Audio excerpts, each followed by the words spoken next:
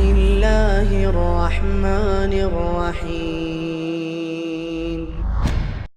Menurunkan falanuwalliyannaka qiblatan tardaha, sungguh engkau akan saya palingkan, kata Allah, dan akan kami palingkan ke kiblat yang engkau redhoi, yaitunya Masjidil Haram, yaitunya Ka'bah. Nah, setiba di Madinah, disitulah kisah dimulai. Rasulullah sallallahu alaihi wasallam salat bersama para sahabat, yaitunya salat asar. Ada riwayat yang bilang salat subuh, tapi riwayat yang masyhur salat asar. Setelah salat asar, salah seorang dari jamaah yang telah selesai salat tadi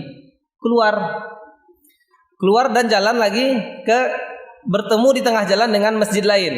Nah, seperti itu.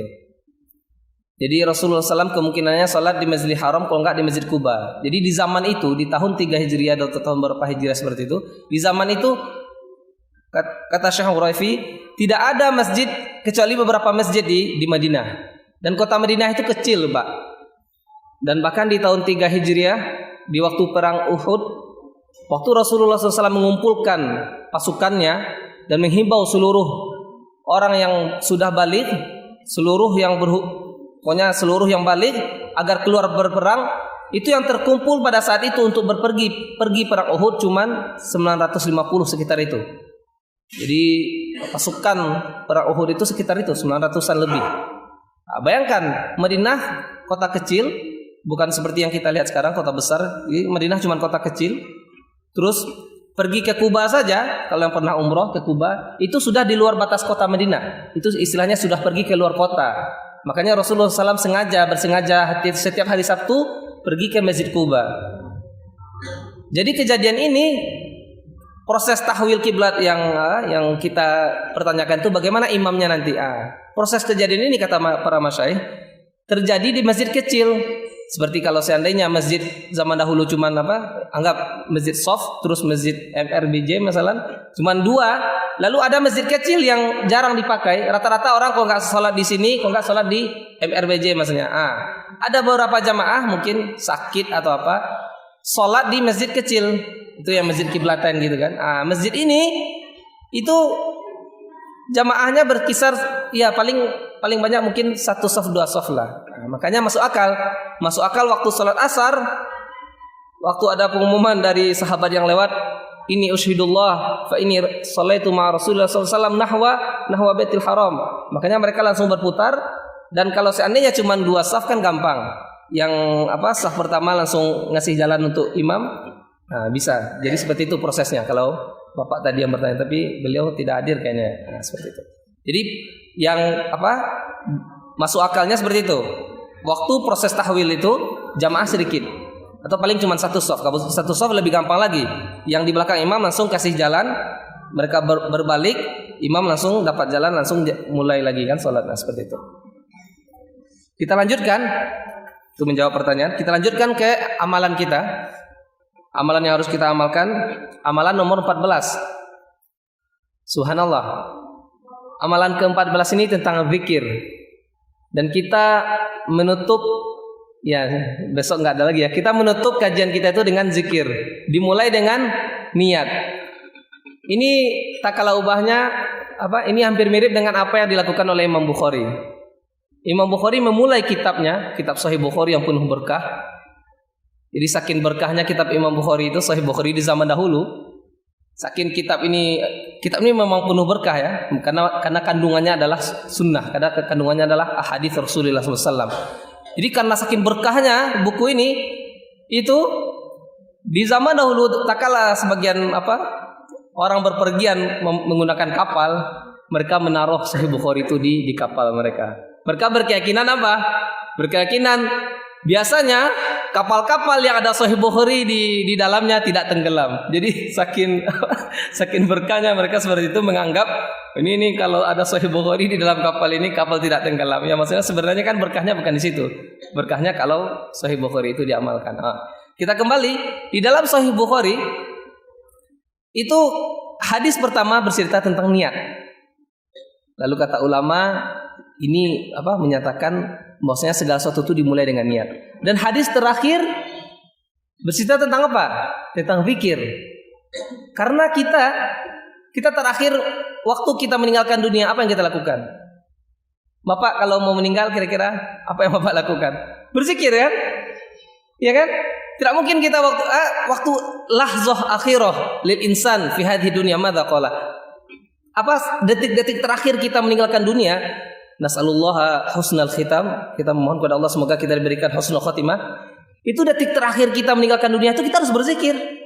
Makanya mangkana akhiru kalamihi la ilaha illallah dakhala jannah. Sudah selesai sudah permasalahan.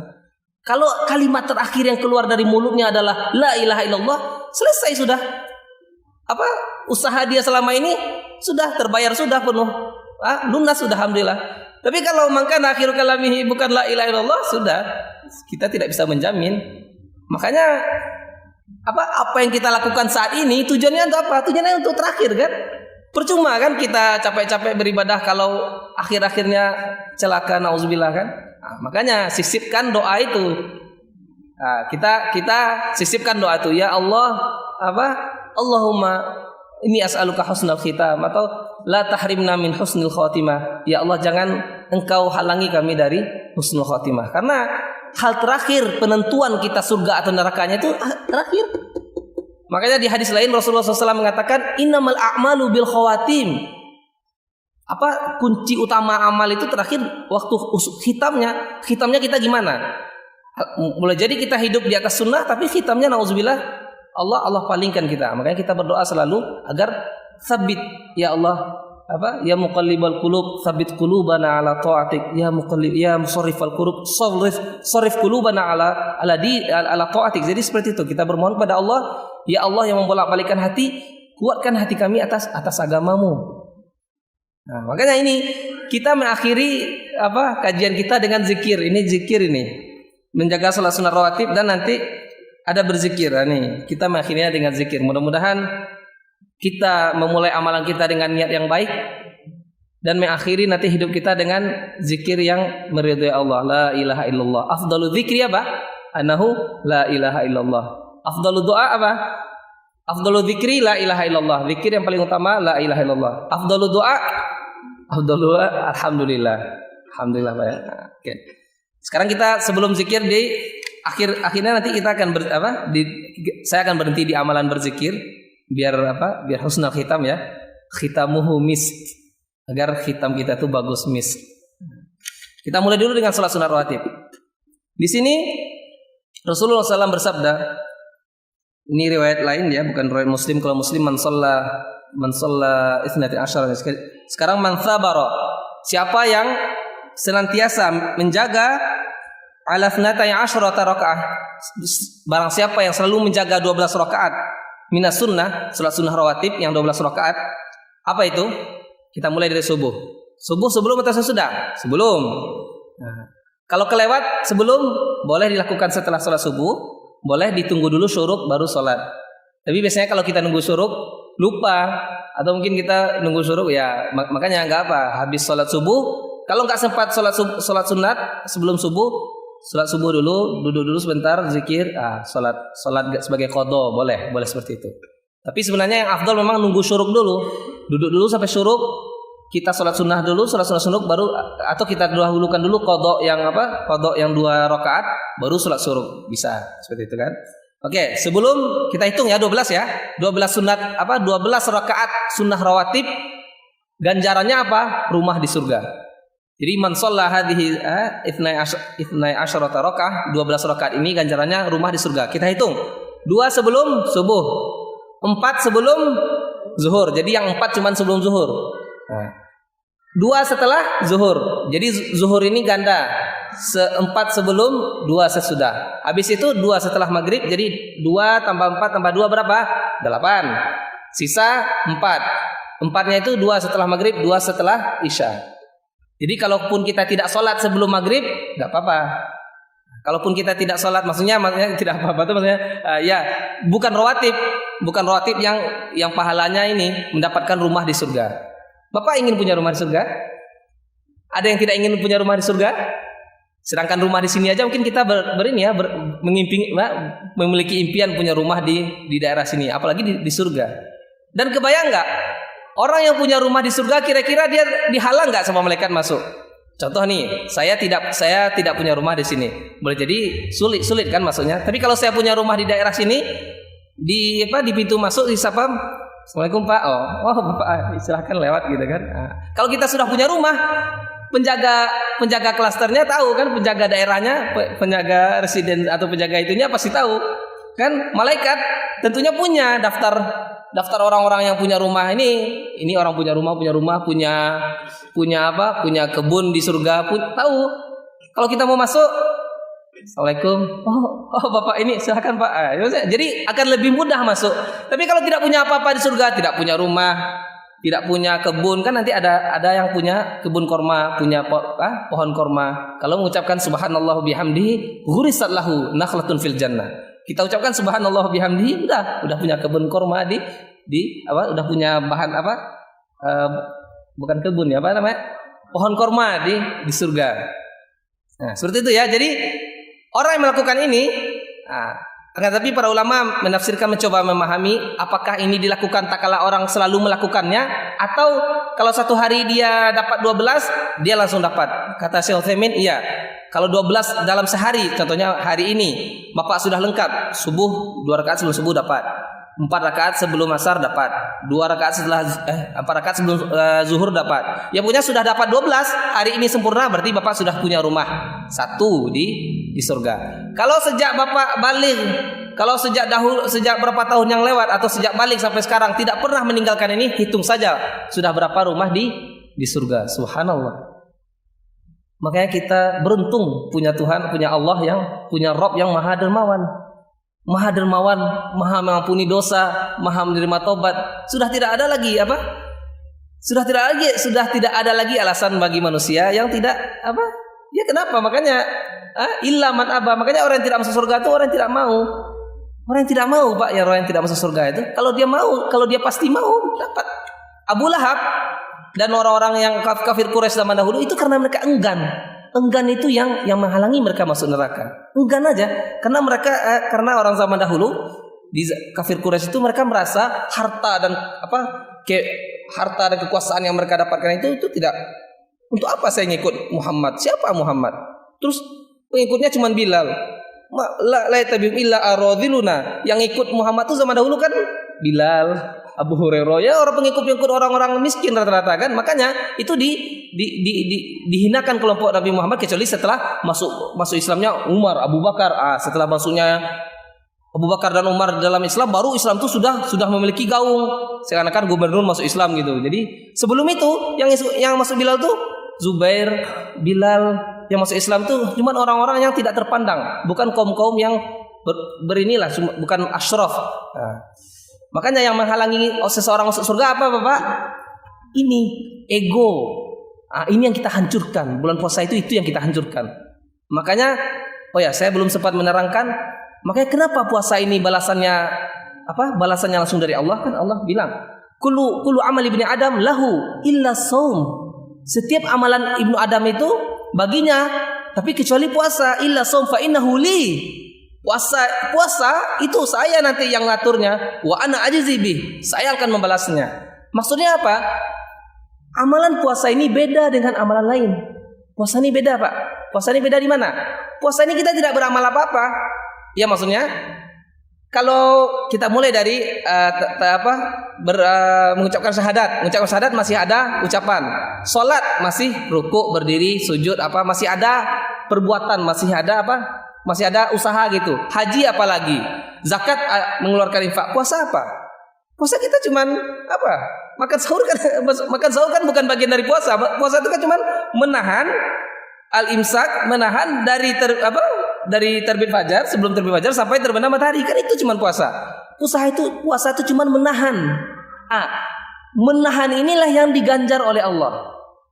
Makanya kita mungkin Bapak selama ini bertanya dalam hati, kenapa ya banyak orang yang sudah haji berkali-kali, umroh berkali-kali, tapi korupsi tetap jalan, menzolimi orang tetap jalan, sholat 5 waktu, sholat rajin, tapi yang namanya kemungkaran dilakukan juga. Kenapa? Karena mereka baru kuatnya melakukan kebaikan, tapi belum kuat menahan diri. Menahan ini yang ganjarannya luar biasa, Pak. Makanya puasa ganjarannya takwa, karena puasa itu menahan. Makanya takwa itu kan menahan. Takwa itu kan artinya ittiqa. Taj'alu bainaka wa bainal adzab wiqayah. Takwa itu kan menjaga diri, menahan diri dari itu, punya menahan. Makanya puasa ini menahan, itulah yang harus hakikat menahan itu yang sebenarnya harus kita ketahui, kita bawa setelah puasa. Bagaimana menahan amarah, dihina orang, oh tahan diri. Diinikan orang, tahan. Itu. Terus ada lihat maksiat, ada ini tahan. Itulah puasa. Hakikat puasa itu menahan. Oke, terlalu jauh rasanya ya, enggak apa ya. Kita lanjutkan pembahasan ini rawatib. Sebenarnya enggak ada dalam materi saya catatannya. Sekarang pertanyaannya, bagaimana hukumnya orang yang tidak pernah melakukan sholat rawatib ini? Dia bermalas contohnya, itu apa sih? Kan saya sudah cukup sholat aja 5 waktu. Kata para ulama, man dawama ala tarkiha hadza yadullu ala qillati dinih. Berarti orang yang biasa meninggalkan yang 12 rakaat ini, berarti dia tidak peduli dengan agamanya. Berarti dia istilahnya kalau bahasanya dalam apa? Apa itu bahasa kalau ininya? Ya disuruh A lakukan A, ya tidak ada pelit istilahnya. Pelit dalam contohnya karyawan disuruh lakukan ini, amalannya tidak disempurnakan. Jadi pelit istilahnya, hitung-hitungan sama Allah. Ya kan kita yang wajib aja lah, kan wajib kan 5 waktu. Ya berarti kita hitung-hitungan sama Allah. Nah, berarti orang yang biasa meninggalkan ini apa? Berarti dia tidak peduli dengan agamanya. Iya kan? Orang yang sudah tidak peduli, orang cuma datang untuk sholat atau mungkin sholat 5 waktu pun di rumah atau tidak berjamaah, terus juga tidak ada qobliyah ba'diyahnya, sudah orang yang sudah tidak peduli dengan agamanya. Oke. Terus di antara 12 rakaat ini mana yang lebih utama? Tentunya yang lebih utama yang sebelum subuh. Dalam riwayat dijelaskan bahwasanya Rasulullah SAW dari Aisyah tidak pernah meninggalkannya. Apa kata Aisyah radhiyallahu anha, ummina? Lam yakunin nabiyyu sallallahu alaihi wasallam ala syai'in minan nawafil asyaddu ta'ahudan minhu ala raka'atail fajri. Maksudnya tidak ada di antara nawafil-nawafil yang lain yang Rasulullah SAW sangat jaga kali kecuali 2 rakaat sebelum subuh. Di riwayat lain juga dijelaskan, anna Nabi sallallahu alaihi wasallam kana la yad'u arba'an qabla dhuhri wa raka'ataini qabla al-fajri. Ada 2 hal yang tidak pernah ditinggalkan oleh Rasulullah SAW dari Aisyah, 4 rakaat sebelum zuhur dan 2 rakaat sebelum subuh. Subhanallah. Dan tentunya kita sering mendengar rakaat al-fajri khairun minad dunya wa ma fiha. 2 rakaat saja sebelum subuh itu sudah khairun minad dunya wa ma fiha. Sudah lebih baik daripada dunia dan seisinya. Kenapa? Ayo. Kenapa 2 rakaat sebelum subuh jauh lebih baik daripada dunia dan seisinya? Coba kita berpikir, kenapa kira-kira? Kan kita cuma sholat 2 rakaat. Kenapa bisa lebih baik daripada dunia dan seisinya? Kita kan kalau punya dunia seisinya bisa berbuat apa-apa. Benar. Oke, sekarang kita berikan penguasa apa yang dia mau, ambil semuanya, ambil Indonesia ini kalau kalian mau, ambil dunia seisinya, tapi apa yang mereka dapatkan tidak akan kekal, Pak. Tidak ada. Apa jabatan paling tinggi di dunia ini? Presiden, raja, tidak akan kekal. Apakah mereka akan kekal? Apakah sampai mati mereka tetap jadi raja? Tidak. Apakah sampai mati mereka tetap jadi presiden? Tidak. Tidak ada yang kekal. Terus kita beri seluruh dunia, ambil seluruh emas kami, ambil seluruh kekayaan kami. Apakah akan kekal? Tidak ada orang mati bawa emas, Pak. Tidak ada orang yang meninggal bawa. Tidak ada. Apa yang kita bawa? Kita bawa mobil ke dalam kubur. Dahulu orang Cina memang bawa, ya kan, Pak? Dahulu orang Cina itu kuburannya besar. Meninggal, mati, bawa mobil dimasukkan ke dalam, memang mobil beneran, rumah pokoknya dimasukin. Karena setelah itu mereka itulah karena akalnya enggak jalan istilahnya kan. Akhirnya dicuri, banyak kuburan yang dibongkar. Makanya sekarang itu yang masuk mobil-mobilan. Jadi peti matinya itu yang masuk tuh mobil-mobilan, rumah-rumahan, baju pokoknya. Jadi mereka beranggapan agar yang si mayat ini di dalam kuburan selalu tidak merasa sendirian. Jadi rumahnya tetap ada, mobilnya tetap ada. Kalau mobilnya 5, ada mobil-mobilan 5, ada mobil-mobilan Alphard, ada mobil-mobilan gitu, ada gitu kan. Agar dia tidak sedih lah gitu. Tidak ada orang kita itu mati tidak ada apa-apa. Ada nggak di antara kita? Presiden mati membawa apa? Enggak ada. Oh, apakah dibawa jabatannya? Enggak ada. Enggak ada. Tidak akan mati. Kita tidak akan mati, tidak akan membawa apa-apa. Makanya sholat subuh 2 rakaat itu mendapat ridho dari Allah, mendapatkan pahala khairu minad dunya wa ma fiha. Sudah. Sudah ya Pak ya? Kita lanjut. Lalu mana yang lebih utama? Melakukan sholat sunat yang utama di mana? Kata para ulama dalam hadis juga dijelaskan, afdalu sholatil mar'i afdalu sholatil mar'i fi baitihi ilal maktubah, riwayat Bukhari. Di hadis riwayat Bukhari dijelaskan bahwasanya salat seseorang itu yang paling afdal itu di rumahnya, kecuali salat 5 waktu. Jadi sebaik-baik salat nih Pak ya kalau di luar itikaf ya. Jangan nanti Pak Ustadz bilang sebaik-baik salat sunat di rumah. Waktu itikaf pergi ke rumah dulu salat, tidak. Ya, kan kita juga tahu kondisinya. Kalau kita tidak itikaf, kalau itikaf sudah habis, besok salat sunat 2 rakaatnya di rumah dulu. Sebelum subuh salat dulu di rumah. Terus salat sunat setelah zuhur di rumah saja. Jadi Rasulullah SAW rata-rata salat sunatnya di rumah. Nah, ya, itu ya. Apa kata ini? Aktsaru sholatin Nabi SAW fi baitihi. Rata-rata Rasulullah SAW salat itu di rumah, kecuali salat wajib. Jadi munculnya Rasulullah SAW ke masjid untuk salat wajib aja. Setelah salat langsung ke rumah ya. Makanya di riwayat Bukhari dari Ibnu Umar, apa kata Rasulullah SAW? Ij'alu fi buyutikum min salatikum. Kasih jatah rumah kalian itu untuk salat kalian. So kalau kita sudah salat 5 waktu di masjid, salat sunnah juga di masjid, terus rumah jadi apa nanti? Tidak ada jatah salat. Jadi rumah itu juga harus ada orang salat di dalamnya Pak, biar berkah. Apa kata Imam Nawawi? Inna mahatha 'ala nafilah fil bait. Rasulullah SAW menyuruh kita salat di rumah agar apa? Agar liyatabarrakul baitu, agar rumah itu juga mendapatkan keberkahan dari salat tadi. Fatanzilu fihi rahmah wa yanfiru minhu syaitan. Makanya bisa bahasanya rumah kita itu kalau kita sering sholat di rumah itu jadi tidak masalah jadi hilang. Apalagi kalau kita banyak berzikir di rumah. Jadi kata para masyayikh, kalau kita, pernah ada seorang syekh didatangi oleh jemaah, Pak Ustadz, syekh gitu. Kenapa selalu di rumah saya terjadi masalah? Saya dengan istri dengan anak, saya dengan anak, banyak masalah. Apa obatnya, Syekh? Apa obatnya, Ustadz? Seperti itu kan ditanya. Obatnya cuma zikir. Perbanyak zikir di rumah, masalah akan keluar. Kenapa? Karena kalau kita berzikir, sudah setan yang lainnya itu keluar dia. Berarti kalau setan keluar, apa yang masuk? Malaikat sudah. Tapi hati-hati, jangan sampai di rumah ada penghalang masuknya malaikat. Apa penghalang masuknya malaikat, Pak? Penghalang masuknya malaikat adanya gambar, adanya patung. Nggak bisa itu. Ada patung, gambar atau kepala singa, itu jangan ditaruh di rumah. Di rumah itu dipretelin semua. Jangan. Rumah itu ya kalau kita mau ada foto kenangan, foto nikah atau foto walimah disimpan saja. Nggak usah dipampang karena rumah yang ada apalagi ada anjingnya. Nauzubillah. Nggak bisa. Jadi rumah yang ada anjingnya, yang ada fotonya, yang ada patungnya, malaikat tidak akan bisa masuk. Kalau malaikat tidak masuk berarti yang masuk siapa? Setan. Kalau setan masuk berarti banyak masalah sudah, ya. Oke. Lanjut, agak terlalu panjang ya. Masih ada waktu sebentar. Nah, ini di sini. Jadi apa tadi? Orang yang melakukannya 12 rakaat sehari langsung dapat rumah. 2 hari 2 rumah, 3 hari 3 rumah. Kita berdoa seperti itu ya. Nah, berarti hitung saja sudah berapa rumah kita di surga. Oke. Terus di hadis lain selain ini, awwalu ma yuhasabu bihil 'abdu yaumil qiyamah sholatuhu. Yang pertama kali dihisab salat, sudah paham.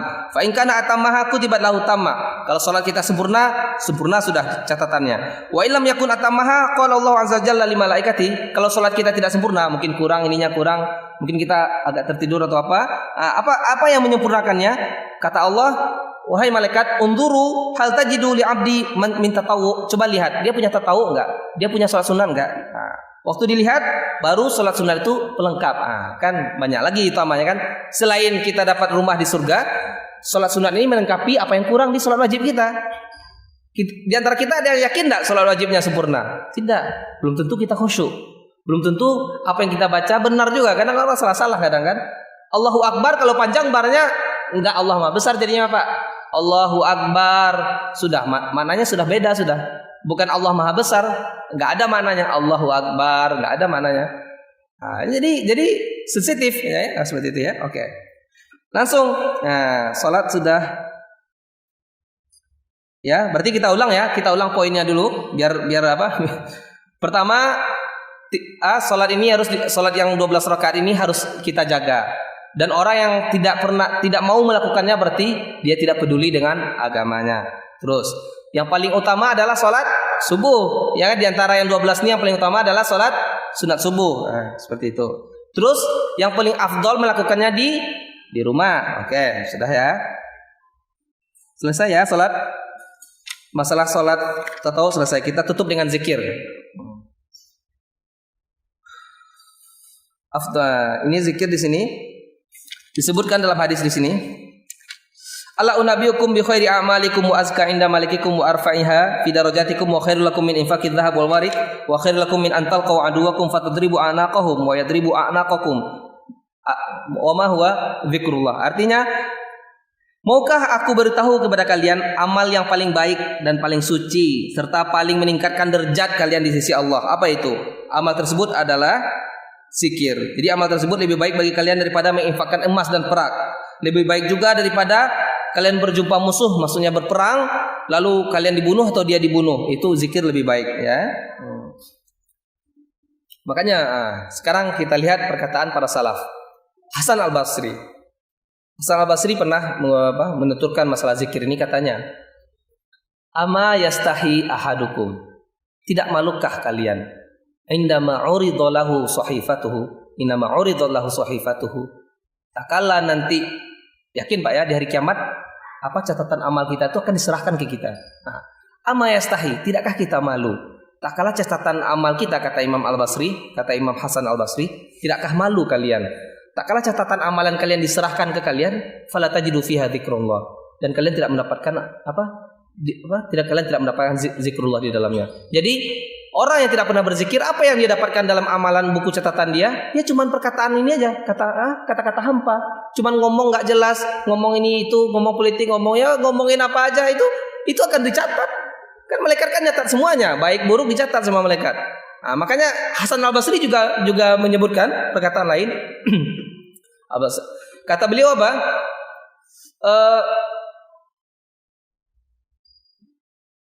Ma yadurru ahadakum, apa sulitnya bagi kalian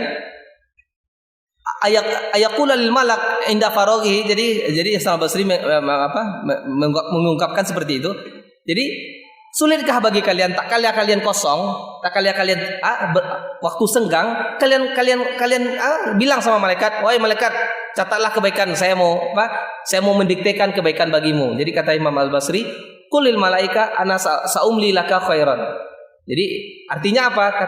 Kata Hasan Al-Basri, beratkah bagi kalian mengisi waktu kosong kalian itu dengan istighfar? Enggak berat kan? Makanya di satu riwayat dijelaskan, mangkanat istighfaru aktsara sahifatihi wajada khairan. Jadi sebaik-baik orang adalah man wajada fi sahifatihi istighfaron katsiran. Jadi nanti sebaik-baik orang nanti di hari kiamat yang catatan amalnya tuh kebanyakan isinya istighfar. Itulah orang yang beruntung. Jadi orang beruntung tuh isi tiap hari itu dia beristighfar. Akhirnya catatan amalnya apa? Istighfar. Ini orang yang beruntung.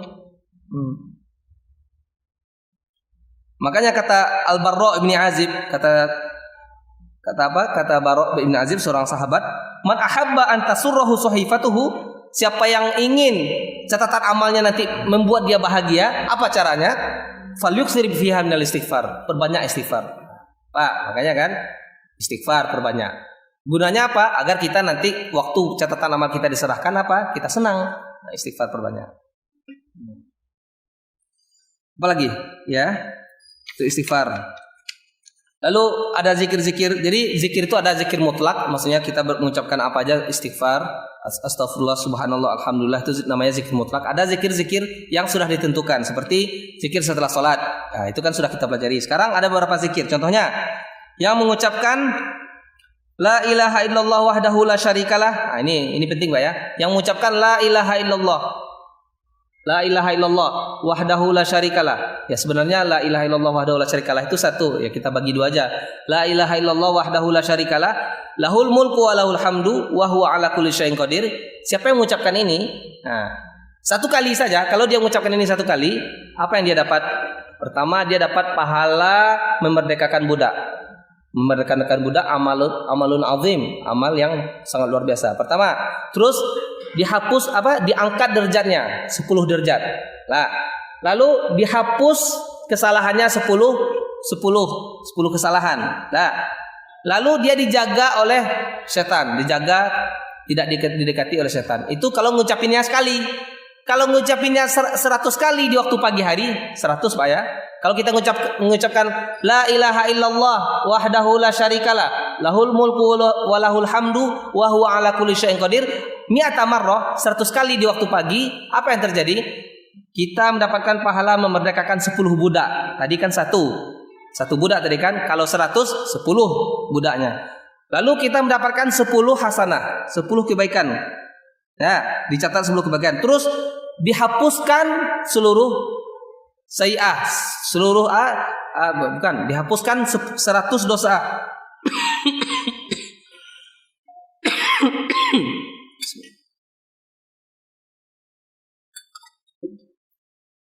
100 dosa kita dihapuskan.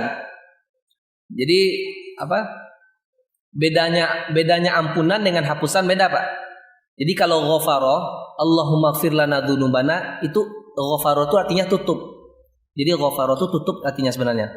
Hampir mirip dengan kafara, tapi ghafara itu artinya menutup. Jadi ya Allah, Allahumma ighfir lana dzunub itu aslinya sama dengan ya Allah kalau seandainya ini dosa semuanya. Nah, ini kita mohon ampun tuh ditutup, mohon Allah menutupi dosa kita. Tapi dosanya masih ada. Ya kan enggak mungkin kita menutup sesuatu yang tidak ada. Ya Pak ya. Jadi bedanya ghafara dengan khutta itu diampuni, atau muhya itu dihapus, beda. Kalau dihapus memang ini catatannya, ini ada tulisan contohnya saya hapus. Nah, ini memang terhapus, dosa itu terhapus sudah. Tapi kalau ghafara, Allahumma ighfir lana dzunubana wa kaffir 'anna sayyi'atina. Kalau Allahumma ighfir itu ditutup, ya Allah, tutup dosa kami. Nah, tapi tidak terlihat dosa itu masih ada. Catatannya masih ada tapi ditutup sama Allah. Jadi catatannya itu masih ada tapi ditutup. Nah, beda Pak ya? Makanya kalau di sini yang mengucapkan la ilaha illallah itu dosanya dihapus. Ini dihapus di sini. Ini katanya khutta. Khutta itu artinya seandainya saya bawa barang, saya bawa ransel, khutta itu dilempar, dibuang. Jadi ini saya bawa ransel nih. Ransel ini isinya dosa. Terus kita mohon kepada Allah, ya Allah, hutto anni khotoyaya. Ya Allah, tolong ambil ransel ini, maksudnya ambil berat. Makanya kan di ayat lain dosa itu diibaratkan ini tumpukan yang kayak ransel yang kita bawa. Wala taziru waziratu wizra ukhra, seperti itu. Jadi la ilaha illallah ini itu bisa menghapuskan, hilang sudah dosa itu ya, seperti itu ya. Nah, jadi yang mengucapkannya 100 kali apa yang terjadi? Dia mendapatkan 100 kebaikan. Ya, dicatat 100 kebaikan dan dihapus. Nah, ini dihapus Pak. 100 kesalahan, 100 100 amal jelek kita. Terus kita dilindungi oleh setan sampai sore. Itu yang mengucapkannya 100 kali pagi. Jadi kita ucapkan 100 kali pagi. Berapa? Habis berapa menit itu mengucapkannya? La ilaha illallah wahdahu la syarikalah, lahul mulku wa lahul hamdu wa huwa ala kulli syai'in qadir. Saya rasa satu kali mengucapkannya enggak sampai 1 menit ya. Atau mungkin dalam 1 menit itu mungkin kita bisa mengucapkannya 5 kali ya. Dalam 1 menit mungkin bisa 5 kali. Seandainya 1 menit 5 kali, kalau 100 berarti 20 menit, lama juga ya. Enggak, biasanya 15 menit cukup. Atau 5 menit kalau agak kencang dikit. Kalau ini la ilaha illallah wahdahu la syarikalah, lahul mulku wa lahul hamdu wa huwa ala kulli syai'in qadir. Ya, ini. Jadi sabar ya Pak ya. Mengucapkannya di pagi hari 100 kali, kita dihapus dosanya. Dia dicatat kebaikan, dapat pahala banyak. Oke Pak ya. Ada lagi zikir setelah maghrib. Mengucapkan apa? Itu juga la ilaha illallah wahdahu la syarikalah, lahul mulku wa lahul hamdu, tapi ada tambahan yuhyi wa yumit. Nah, ini setelah subuh dan maghrib. Berapa kali? 10 kali. Ya. Yuhyi wa yumit wa huwa ala kulli syai'in qadir. Jadi kalau setelah subuh dan maghrib zikirnya apa? Selain zikir subhanallah itu ya. La ilaha illallah wahdahu la syarikalah lahul mulku wa lahul hamdu yuhyi wa yumiit. Ada yuhyi wa yumiitnya. Yuhyi wa yumiit wa huwa ala kulli syai'in qadir 10 kali. Pahalanya juga apa? Sama. Pahalanya juga itu. Dia dicatat 10 kebaikan, dia hapus 10 amal jelek, diangkat 10 derajat dan dijaga dia dari setan. Oke. Ada lagi zikir yang menghalangi kita dari keburukan, dari suatu bencana. Itunya bismillahilladzi la yadurru ma'asmihi syai'un fil ardi wala fis sama' wa huwas samiul alim. Ini zikir pagi petang.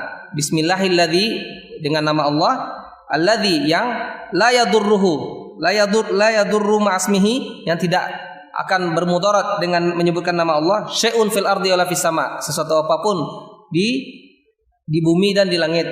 Wa huwas samiul alim, dan dia maha mendengar dan maha mengetahui. Ini 3 kali. Orang yang mengucapkan ini tidak akan mendapat dihindari dari bencana. Terakhir ya, sabar Pak ya. Terakhir, zikir setelah makan. Apa yang kita baca setelah makan? Alhamdulillahilladzi at'amani hadza wa razaqanihi min ghairi haulin minni wala quwwah. Dihafal Pak ya. Alhamdulillahilladzi razaqani hadza. Alhamdulillahilladzi razaqani hadza. Alhamdulillahilladzi at'amani hadza wa razaqanihi. Alhamdulillahilladzi at'amani hadza wa razaqanihi min ghairi haulin minni wala quwwah. Orang yang mengucapkan ini, apa yang dia dapat? Ghufira lahu ma taqaddama min dzambi. Diampuni seluruh dosanya yang terdahulu.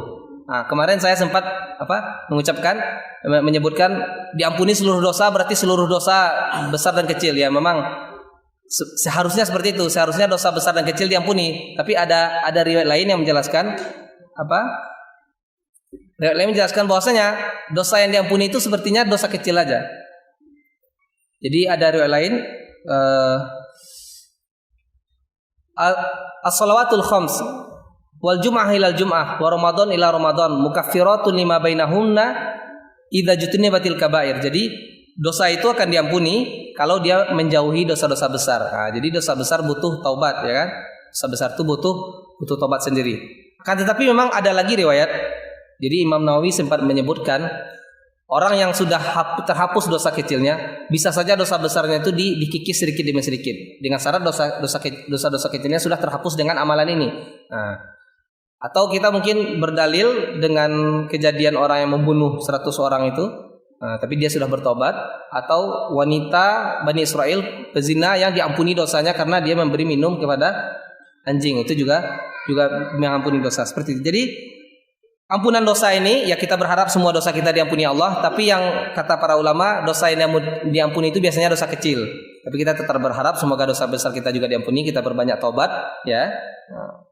Tapi kata para ulama, riwayat ini dikhususkan dengan riwayat yang menyatakan kita harus menjauhi dosa besar.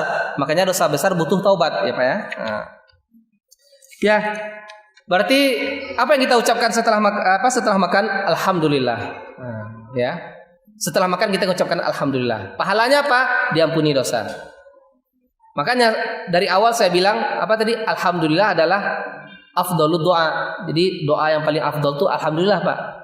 Makanya Al-Quran dimulai dengan alhamdulillah. Ya setelah bismillah ya. Setelah bismillah apa? Alhamdulillah.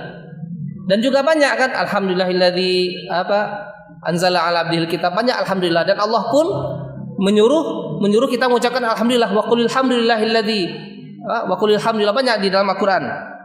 Nah, ini menyatakan alhamdulillah itu di antara doa yang paling utama. Bahkan di satu riwayat disebutkan alhamdulillah tamlaul mizan, itu kan? Alhamdulillah itu bisa memenuhi mizan kita. Seandainya nanti amalan kita ditimbang, yang akan memenuhinya itu diantaranya adalah alhamdulillah. Alhamdulillah. Makanya zikir makanya di waktu kita bangun tidur apa yang kita ucapkan? Jadi kata pertama yang kita lontarkan setelah kita bangun tidur apa? Alhamdulillah ya kan? Zikir bangun tidur apa? Alhamdulillahilladzi ahyana ba'da ma amatana wa ilaihi nusyur. Alhamdulillah kan? Orang soleh tak kala dia masuk surga, apa yang dia ucapkan? Alhamdulillahilladzi hadana li hadza wa ma kunna linahtadiya laula an hadanallah. Alhamdulillahilladzi shadaqana wa'dah wa awrathana al-ard wa natabawwa'u minal jannati haitsu nasya. Jadi alhamdulillah itu permulaan Al-Qur'an setelah bismillah. Alhamdulillah Allah juga mengucapkannya dalam Al-Qur'an. Alhamdulillahi fatris samawati wal ard. Alhamdulillahilladzi khalaqas samawati wal ard. Banyak. Lalu Allah juga memerintahkan kita mengucapkan alhamdulillah. Wa qulil hamdulillahilladzi lam yattakhidh waladan. Wa qulil hamdulillahi wa salamun ala ibadihi alladzina istafa. Alhamdulillah juga perkataan yang diucapkan oleh penduduk surga. Wa akhiru da'wahum anil hamdulillahi rabbil alamin. Jadi penduduk surga waktu masuk surga apa yang diucapkannya? Alhamdulillah. Nah, memperbanyak alhamdulillah afdol karena dia termasuk afdalu doa. Nah, makanya kita akhiri majlis kita ini juga dengan alhamdulillahi rabbil alamin. Subhanakallahumma wa bihamdika. Iya Pak. Aduh maaf Pak. Ya, silakan bertanya Pak.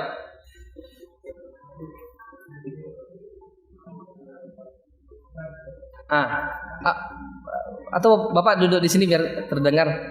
Atau ada ini?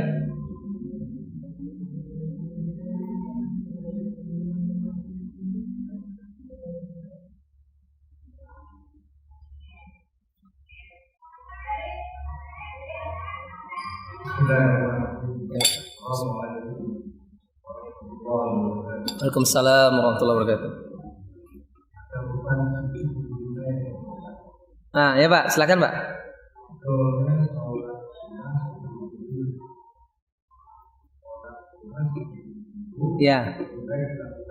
Ya, di rumah Pak.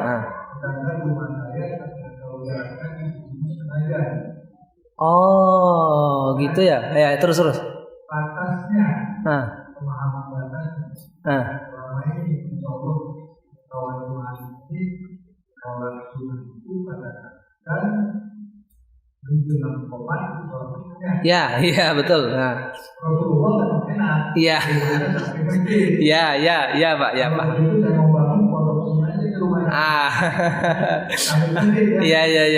Terus. Jadi obat ini.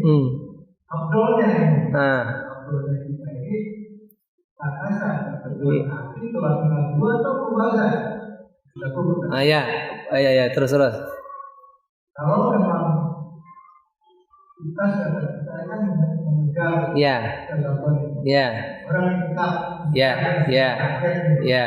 Ada yang mendekat ini. Saya mau bilang hidup di sini aja biar depan komat yang mana yang pasal roda. Oke. Waalaikumsalam warahmatullahi wabarakatuh. Ya, sebenarnya ya, kalau saya mau boleh ucapkan, sebenarnya seorang hamba itu tidak kita itu tidak dituntut sholat jauh dari rumah. Kalau memang jauh, berarti kita sholatnya jangan waktu subuh, waktu zuhur, waktu-waktu yang jauh antara azan dan qomatnya jauh. Agar kasratul khuto ilal masajid. Jadi banyaknya langkah kita ke masjid itu juga menghapuskan dosa kan. Akan tetapi kita kalau punya kalau memang punya rumah kalau punya masjid dekat rumah ya udah sholat di situ. Nah, makanya kalau sholat di situ kan dapat tuh. Berarti kalau subuh sholatnya masjid dekat rumah saja. Masa nggak ada masjid dekat rumah Pak? Ada Pak ya? Enggak. Oh iya.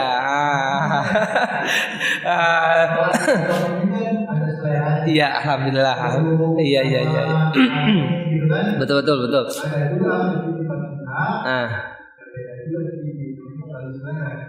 Iya, betul.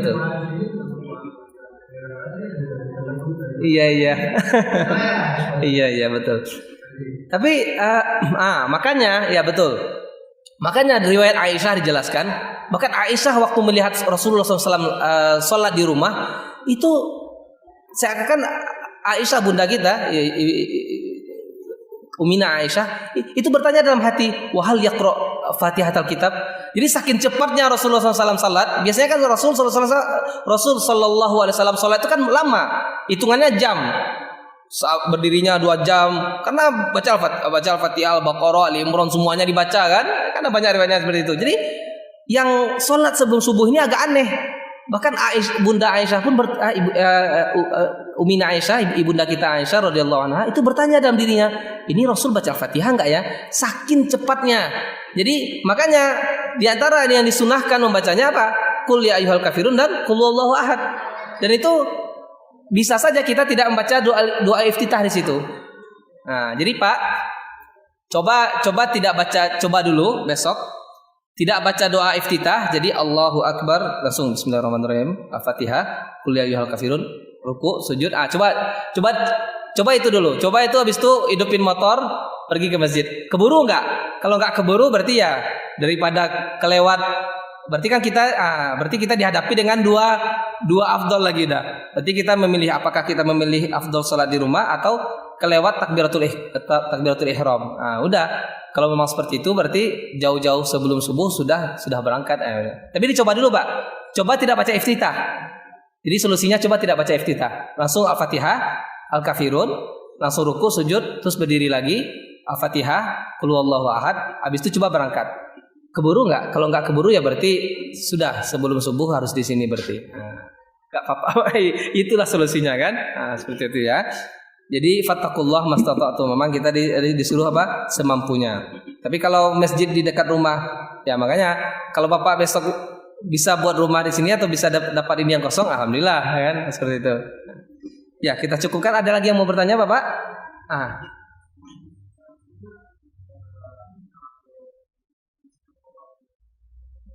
Oh, pertanyaannya bagus pertanyaan. Apakah selain sunnah rawatib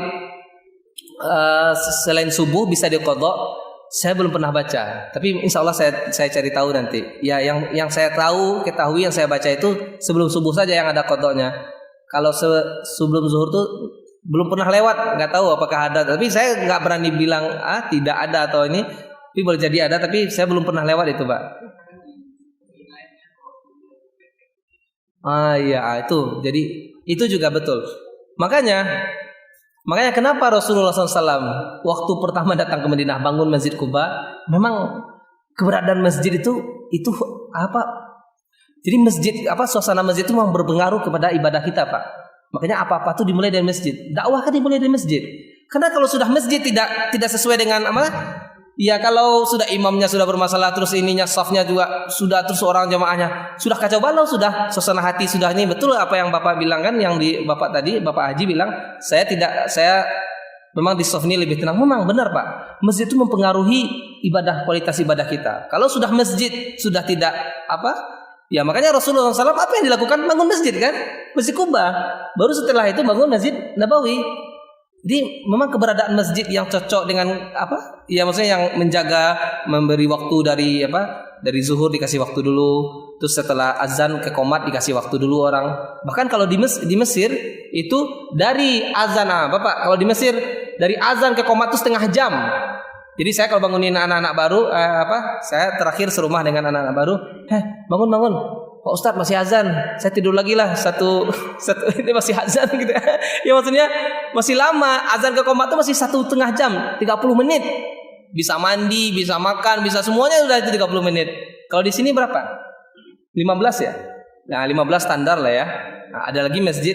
Tapi ada lagi di Mesir, masjid di kampung itu azan terakhir Allahu Akbar la ilaha illallah, dari la ilaha illallah itu tidak sampai 1 menit Allahu Akbar langsung qomat dia, langsung iqamah. Itu super cepat itu. Saya pun kewalahan mau sholat sunat gimana semua itu ada lagi itu. Memang kilat ekspres dia kan, JNE yang yes ya, yakin. Nah, itu kan dia kan. Ada lagi yang mau ditanyakan? Ada ya?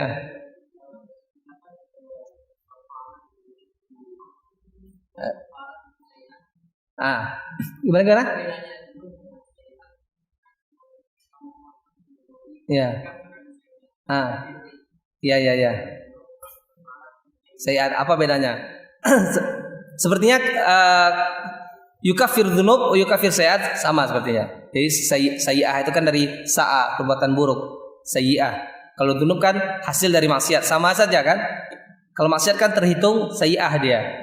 Man hamma bi hasanatin, makanya tapi kalau di hadis biasanya, kalau di syariat kita dibedakan.